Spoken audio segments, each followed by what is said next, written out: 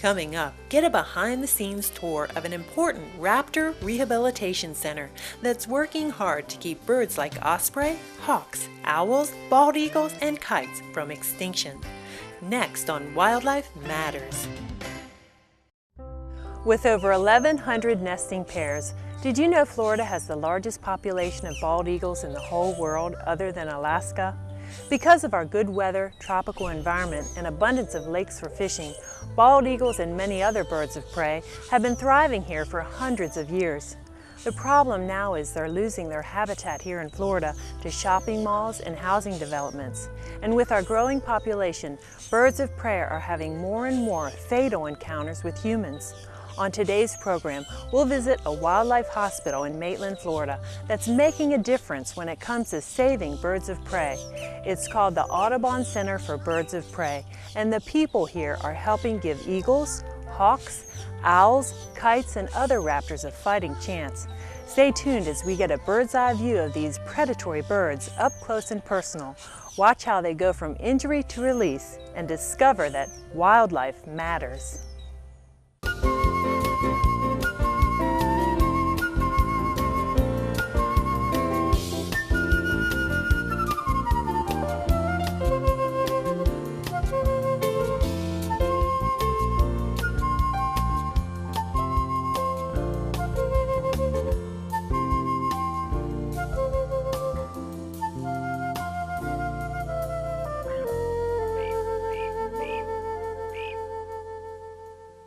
Birds of prey are at the top of the food chain. They don't eat seeds like other birds. They eat live prey such as insects, rodents, snakes, and small birds.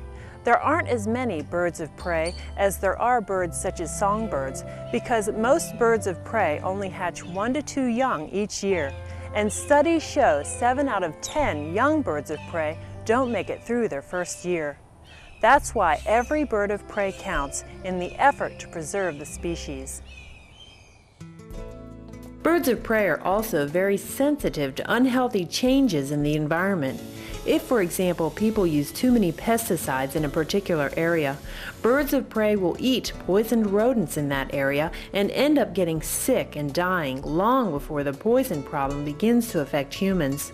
This makes birds of prey a good indicator of the overall state of the environment and very vulnerable.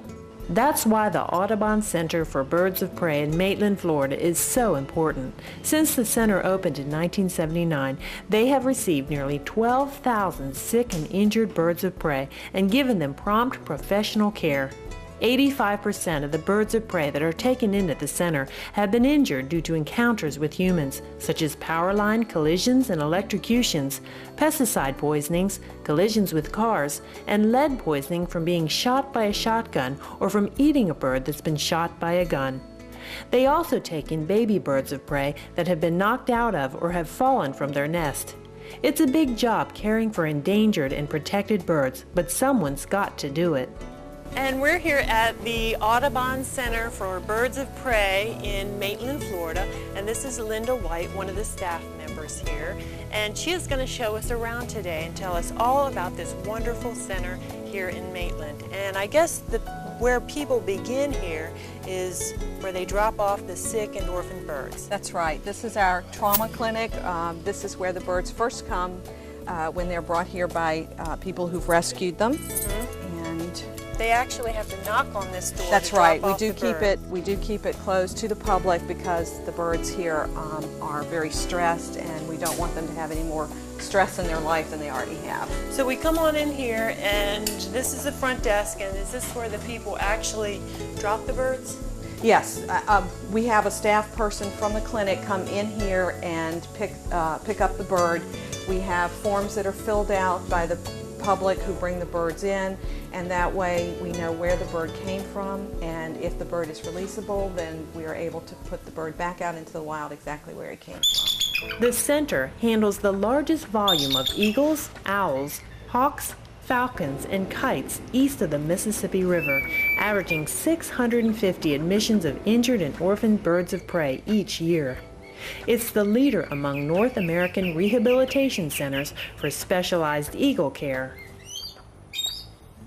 Here in the laboratory, researchers study the biology of each bird that comes into the center.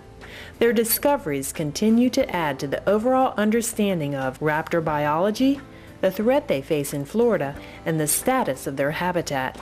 We're heading over here right off the reception area to the lab. This is where our diagnostic work is done. Blood and fecal samples are taken from each bird, and it's very important in diagnosing diseases and infections. And the little guy on the floor there is one of our baby screech owls who is permanently injured, and so he's learning to be socialized and is learning to be around people. The clinic is where the bird of prey healing begins. This is where injured and orphaned birds of prey are evaluated, cared for, and treated. Due to the critical status of these birds, the public is not allowed in the clinic, so this is truly a behind-the-scenes view.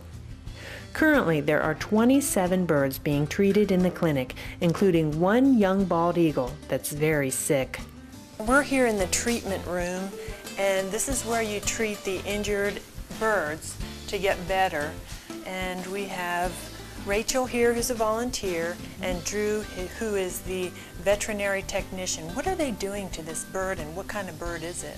This is actually a young bald eagle, one of this year's babies, actually. Even though he's a very big bird, he's just a few months old. He has what's called avian pox, which is a viral infection that's spread by mosquitoes. It's similar to chicken pox in people. It can be fatal in birds. It primarily affects the nest-bound babies who can't get away from the mosquitoes, and they're bitten on the areas that are not protected by feathers.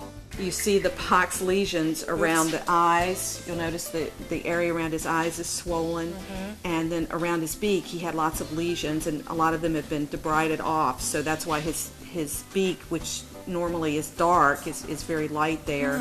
And also it affects their feet, and you can see the lesions on his feet. One of the ways that it's treated is with laser surgery to take the lesions off. He didn't need it, but we have had eagles treated by our vet with laser. Now, how did you get this bird in here? I mean, wasn't he up in the nest and he had these pox, or? Actually, he's a fledgling. He had left the nest or fallen from the nest or jumped. Sometimes they're just so sick that they fall or jump from the nest. And he had been on the ground for a while, so he was emaciated. Last night he had a second blood transfusion. We used one of our other eagles to donate blood. And, so he's in real bad shape then. But hopefully we'll survive. And now he's getting some medications orally. Right, this is just oral fluids to keep him hydrated. He's not eating on his own, so he's having to be fed, and we have to make sure he also gets enough fluids. So he doesn't eat on his own, so you basically feed him by hand. Right. Wow, that is some kind of care taking place there. That must be like... It can be very labor intensive for some of these birds, and it's always a great sign when they start eating on their own. Yeah. You know that they've hopefully passed the corner and are on the way to recovery. The average cost to rehabilitate a bald eagle like this one, from admittance to release, is about $3,000. From this figure, you can see why the center needs a lot of financial contributions to do the vital work they're doing. We never have enough money. We're a private nonprofit, and we are supported by donations, mainly donations. We do get some corporate donations, and we have some corporate partnerships, but it's mainly donations. The clinic's mews, spelled M-E-W-S, are the actual hospital rooms for the recovering birds. The walls of the mews are made of vertical wood panels to simulate trees in the forest, and the lights are kept very low to keep sick and baby birds calm. And Linda, we're right here in the exam room, and you call this room off to the side here a mews. What is that? It's basically a big wooden cage. Mew is an old falconry term that we still use, and these rooms were built so that we can put a perch in, we can put sheets on the floor, and a bird could actually live in here and not be in a cage. This room right now is being used with incubators and small kennels for our little screech owls. The little bird there in the incubator is a Mississippi kite who came in weighing 27 grams. So he's made a remarkable recovery and is growing by leaps and bounds. After sick birds of prey have recovered and are able to leave the clinic, they're transferred to recovery cages, including large flight barns where they learn to fly. In these flight barns, they are placed with their own kind, so eagles fly with eagles and red-shouldered hawks with red-shouldered hawks. They remain in the flight barns for only enough time to feel comfortable flying. The sooner they can be released to the wild, the better. Now we're here at the flight barn, and Heidi and Diana are going to go in and capture a bird. Linda and I are going to stay out here and tell you what's going on. So what are, Linda, what are Heidi and Diana going to do right now? They're going to go in and choose from 10 red-shouldered hawks that are in the flight barn. These are all birds that are being conditioned for release.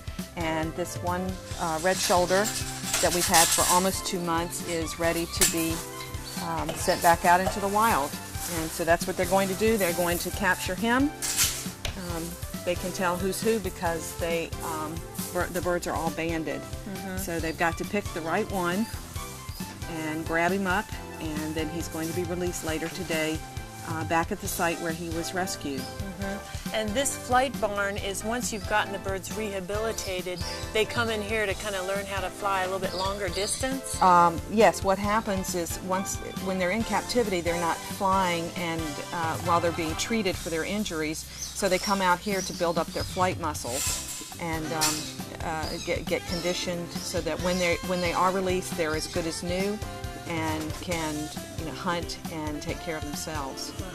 So here they get a little exercise, build up their wing muscles, and this particular bird that she is capturing, that one has been here for a while, and she feels that it's ready to go. Right. This was a nestling. It fell out of its nest. It was on the ground under the tree and had some puncture wounds on the top of the head, probably from songbirds that had mobbed it.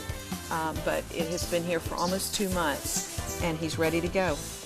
So he's ready to go, and how Heidi has him. Oh wow, she's got him already. Yep. So what's the next step? The bird will be hooded to calm him down, and he'll be given a little physical to make sure that everything's okay, and he then will be put into a box for transport and sent back to the area where he was rescued. Wow, that is really tremendous. Wow. The Audubon Center for Birds of Prey has released several thousand hawks, owls, kites, and other raptors back to the wild, including more than 250 bald eagles. Just like all the recovered birds, this red-shouldered hawk will get a thorough checkup before saying his final goodbye. The hawk is going to get what? This is his final checkup before he's released back to the wild. He'll be weighed, and his feet and his wings will be checked to make sure that everything looks good. We know that he's flying well, so he should be able to do just fine when we send him back out. So they're weighing him now, and the register calculates how much he weighs. And how much does he weigh, Heidi? 522 grams. 522 grams. He's gained a lot of weight? Yes, he's gained a lot of weight. He weighs almost a pound now, which is a good weight for a little red shoulder. My goodness, I mean, he looks like he'd weigh a lot more than a pound. Birds are deceptive because of their hollow bones and all of their feathers. A mature bald eagle in Florida doesn't weigh more than about 12 pounds. Oh my goodness. Now what are they doing now? Checking his feet and his legs, and now they're going to take his band off. Good. Yes, he came out with a broken leg. And that's all healed up now? Yep. Now what are they The doing? hood's coming off, and he's going into the box, and he'll be perfectly comfortable until he's ready to be released. While we were in the service room watching the red-shouldered hawk's final checkup, I noticed some small mammals on the table beside us that looked like they were kind of frozen in time. Indeed, that's exactly what they were. You have a variety of, what are they, frozen animals here? Yes, we don't feed live prey. We feed food that has been frozen and then is taken out in the morning from our walk-in freezer, and then it's defrosted for the birds later in the day. We feed late in the afternoon. So birds eat birds. They eat meat. They're meat eaters, and we try to give them as close to their natural diet as possible, except for the chicks that we feed. And the reason we use chicks is that it's nutritious and it's cheap. It's a cheap source of nutrition for them. The food that we feed is one of our major expenses because these birds are all meat eaters, and it's a lot more expensive than bird seed. Yeah, so you have, right here are some quail, you told me, Yes. and then these are just basically white mice. Right. Yes, the quail would be fed to birds like Cooper's hawks or peregrine falcons, birds that normally eat other birds. And then the rodents would be fed to like the red tail and red-shouldered hawks, the eagles. And I bet and some then owls would fish. eat those too, wouldn't the owls? Oh yes, absolutely. The owls also eat the rodents. And then we also will thaw out some fish for the eagles and the osprey. Now it was time to take the red-shouldered hawk back to the location from where it was recovered so it could be released. That's how they do it at the Audubon Center for Birds of Prey. Wherever a bird is recovered from, that's where he goes back. This familiar territory enables the bird to more easily transition to again living in the wild. And this is where he was found, is that right, Linda? That's right. He was just a little nestling, still had downy feathers, and he fell out of his nest and was found directly under the tree. He had a broken leg and some puncture wounds on the top of his head where he was mobbed by songbirds. He's ready to go. So how do you know whether he's going to be able to find food or not? Is that something you trained him to do? No, that's instinctive, but we have been watching him, evaluating him daily since he's been in the flight barn with the other red-shouldered hawks. We know that he can fly well, and he's been eating very well. So he knows what to do with the food, and he shouldn't have any trouble at all finding prey. And that's the tree up there you told me where he fell out of the nest. He fell out on the ground in like a windstorm or just fell because he was clumsy. And you say you came out and picked him up here and That's discovered right. he had a broken leg. Yes, but his leg has healed well, and he's ready to be out here being a wild hawk. And that's been 2 months since you've Almost taken 2 months. And now he's full grown? He's full grown, yep. Okay, well let's go ahead and send this guy back to the wild. Okay, I'm going to send him over this way because there's some power lines out there, and I don't want him to get into any trouble. Definitely not. So I'm going to throw him up in the air, and hopefully he'll come to land at a spot where you can get a good look at him. Okay. Okay, little guy. Don't want to see you again. Woohoo! There you go. Not all the Audubon Center's rehabilitated birds are as lucky as this hawk and get to go back to the wild. Only 40% of the birds taken in are released.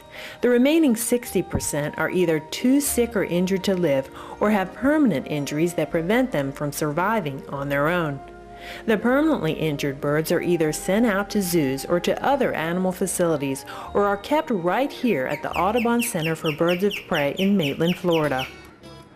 All of the birds that remain in the center are on display and are used to promote conservation to the 40,000 children, adults, and policymakers who visit the center annually. This is called the main aviary, and I see a lot of birds in these cages up and down here. Tell me about this. That's right. This is some of our new caging, and these are all permanently injured birds. Everything that's on display here is permanently injured, will not be released back to the wild. Anything that we think can be rehabilitated and returned to the wild is kept away from humans. We don't want them to lose that fear. So this is on display for actually the public to come That's and see. right. Yes, we hope that they can learn by seeing these wonderful birds how important they are and what an important place they have in Florida, Florida's environment.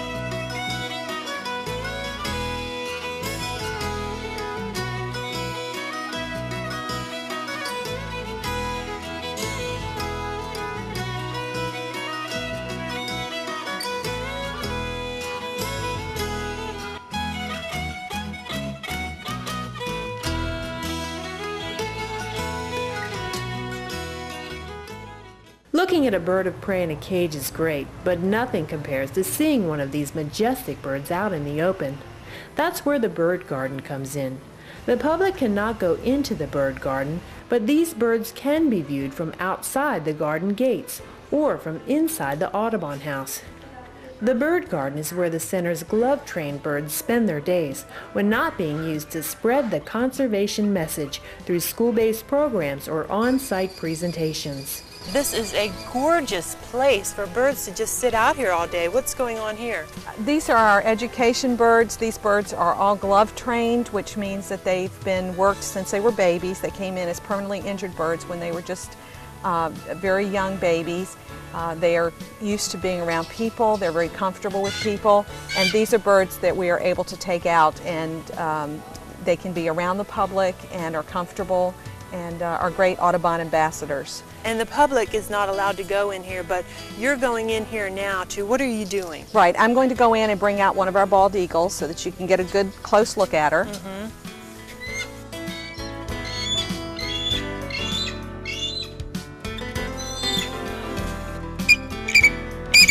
Goodness gracious.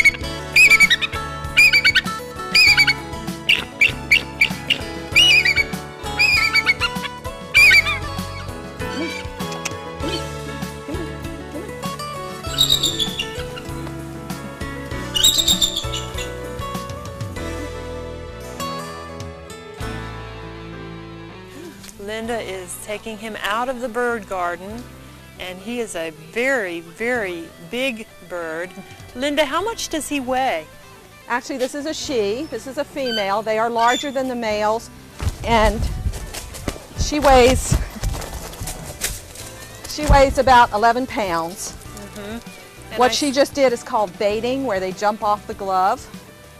It's just a behavior that they do. They know they can't go anywhere.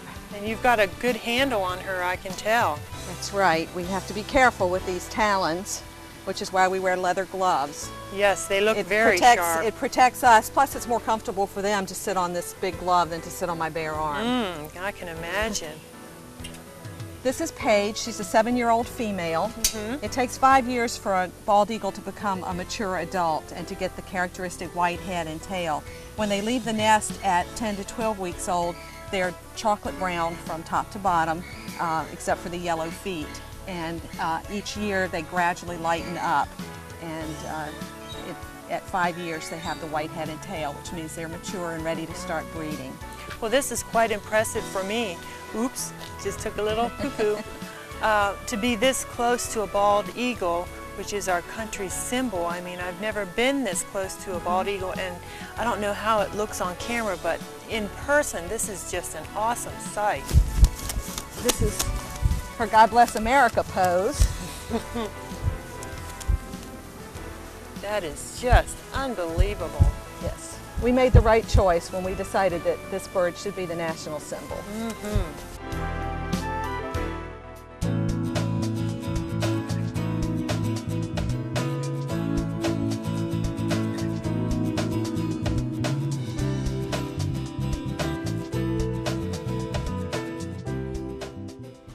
Should you find an injured or orphaned bird of prey, you'll need to know what to do. So here are some tips. Number 1.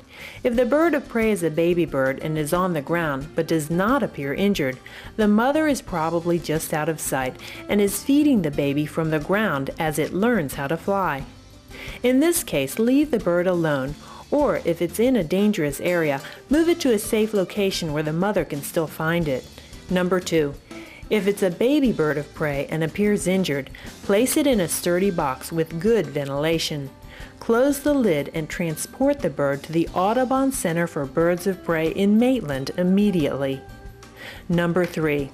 If the bird of prey is a grown bird or an adult and appears to be injured, the best thing to do is to call the Audubon Center for Birds of Prey and let them come and pick it up. The Audubon Center for Birds of Prey is located at 1101 Audubon Way in Maitland, Florida, 32751. Their phone number is 407-644-0190. For more information, visit their website at audubonoflorida.org. The Audubon of Florida Center for Birds of Prey is only a small piece in the nationwide conservation and education effort by the Audubon Society to save our precious birds of prey. The dedicated people here at the center in Maitland, Florida are doing their part by providing hands-on rehabilitation to injured and orphaned birds of prey while reaching out to the local community to promote conservation. By each of us doing our part to preserve the lives of birds of prey, we will surely discover that wildlife matters. To share your feedback about this program or to order a copy of Audubon Center for Birds of Prey, plus additional programs in the Wildlife Matters series, please visit our website at www.naturewisetv.org.